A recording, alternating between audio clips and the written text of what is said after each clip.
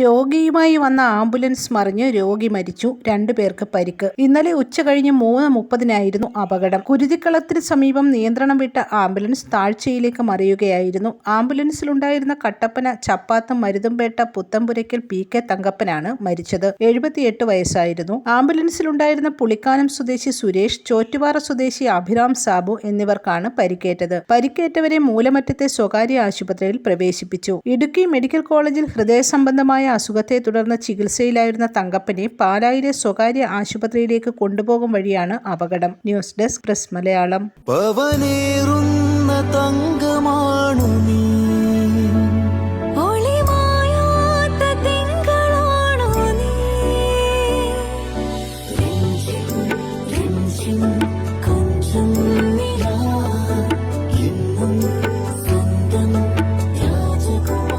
Be a Rajakumari.